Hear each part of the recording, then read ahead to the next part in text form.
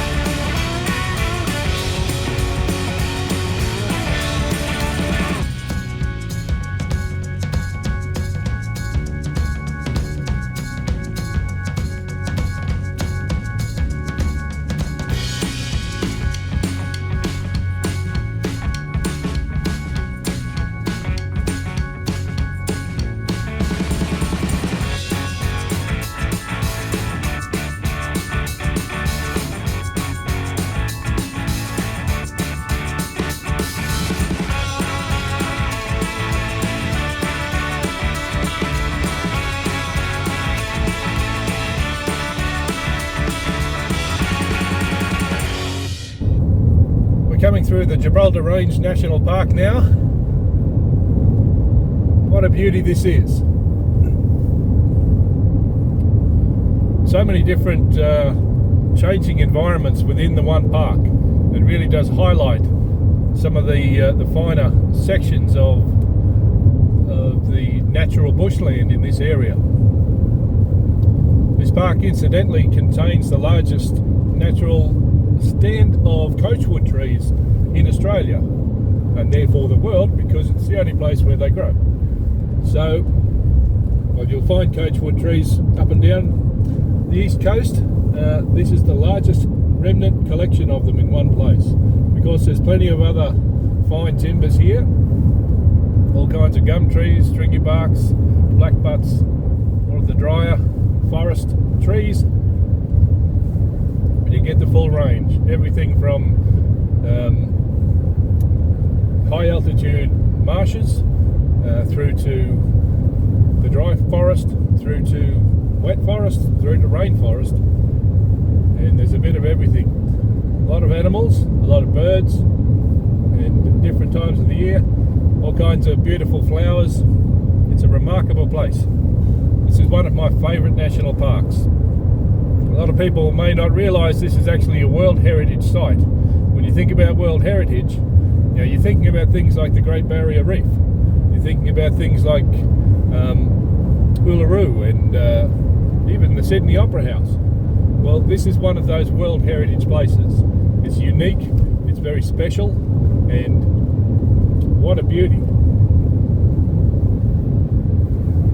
Now, a bit of a spoiler alert, we're going to be returning here again soon for some walks where I'll be able to show you more of this park in depth and detail, and I'm really looking forward to that.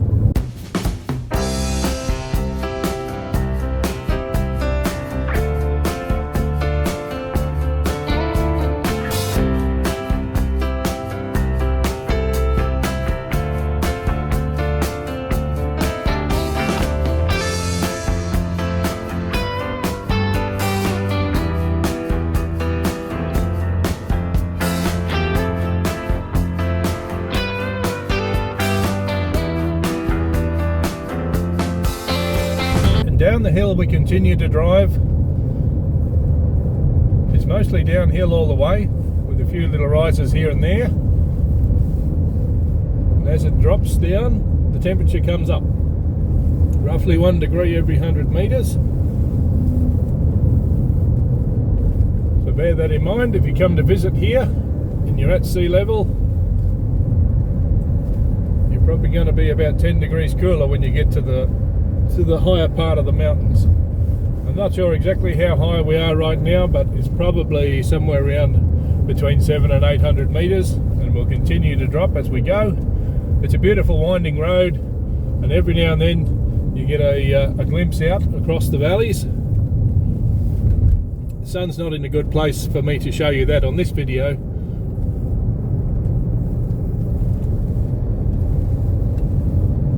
But if I get some time, we might get out and take a few shots on the way back later this afternoon.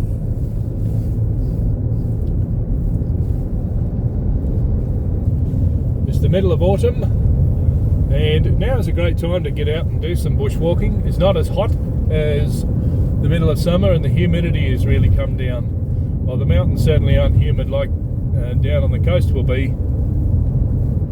They still do get reasonably humid. We get quite a bit of rain through this area, so there's often storms, and through summer a lot of days will get quite humid in the afternoon before a storm comes through. Now, depending on the area, some of these patches of rainforest will get up to 1.3 metres of rainfall a year,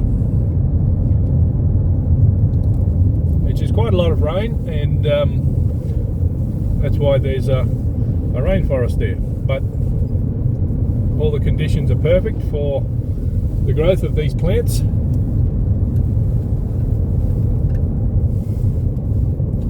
All of this area was farmed and it was logged. Basically from I think around the 1860s, people were coming up this way starting to look for red cedar and other useful timbers, and right through until the 1960s basically.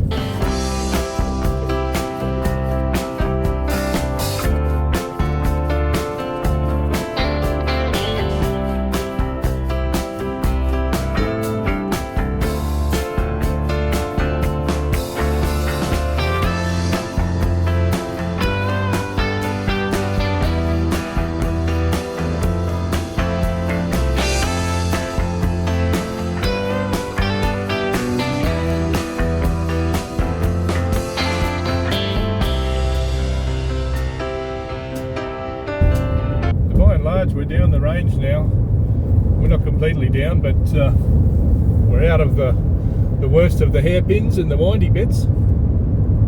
So now, instead of being up and close and personal with the bush, you get some of these longer views opening up down the valley. Really beautiful. My ears are completely blocked up. They always block up every time I drive down out of the mountains. Deaf today. Everyone will have to yell at me.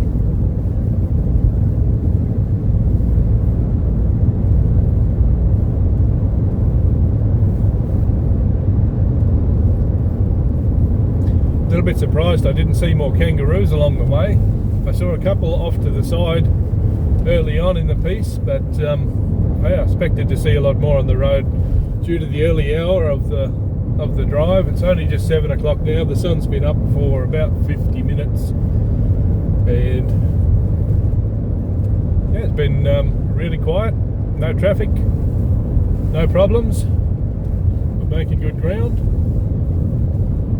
But I've had plenty of opportunity to have a good look around and enjoy the scenery, which I'm very happy about.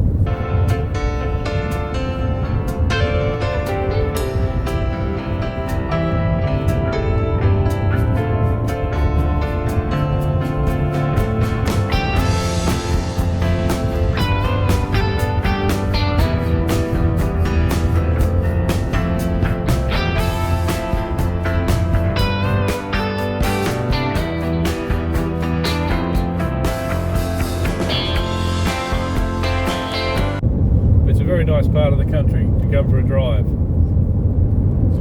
There's plenty of good rivers here. You can get into the rivers. There's access to a lot of national parks around these areas, the ones that we drove through, but there's other ones to the north and to the south that give you a bit more of the I guess a bit more of the coastal fringe, and then there's some right on the coast itself. So another bit of a spoiler alert, we're going to be doing a coastal camping trip early winter, so you can watch out for that one coming up. We're going to do some camping pretty close to a beach, and we'll see what mischief we can get up to over on the coast and explore a little bit of some nice national parks over near the sea. So very different to the places where I normally hang out, but it's good to have a change, and it's good to get out and explore some of these different places. I think this video is long enough. I'm not going to keep waffling. I'm going to wrap it up here, but I hope you found the video interesting, and as always, I appreciate your company, and thanks very much for watching. See you in the next one. Bye bye.